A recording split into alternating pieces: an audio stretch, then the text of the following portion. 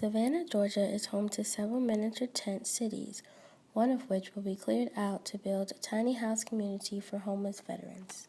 It's 3.11 acres, and it's been not in use for many, many years. It's on a former cotton mill site, and it's pretty messy. There's lots of garbage on it, although we have been cleaning it up.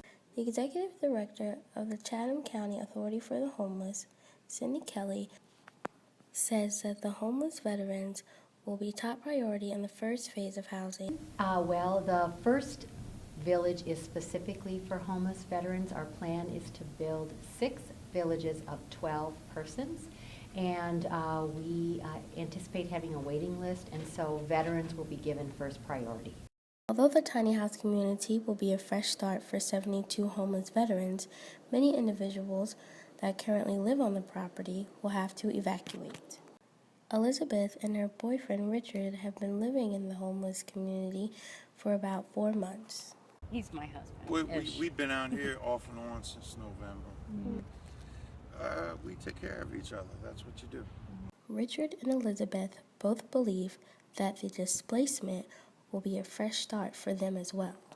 Hey, that's all I got out here is God, come on, you got me, and when he's ready for us to not be here, we won't.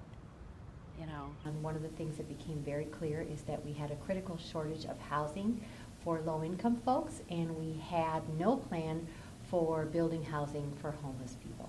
And so combine that with what's happening on HGTV, we decided that we would look at a tiny house model to be able to affordably and effectively build housing for homeless individuals. The Housing Authority plans to start construction in September and be finished a little after the holidays in January 2017.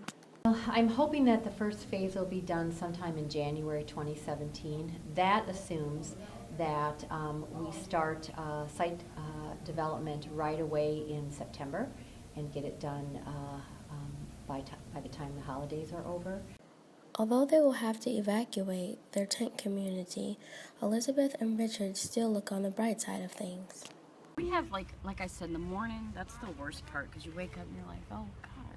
That is the worst part. And when your you sky wake up in the falls. morning, And you realize you're still here, your right? sky falls. Yeah, but You know what then I'm saying? You're like, your day gets better and you get all these little miracles. Somebody, buys you a cigarette or tells you where a meal's being fed, and things get better throughout the day, and then you're like, okay, God, you got me today again. You always do.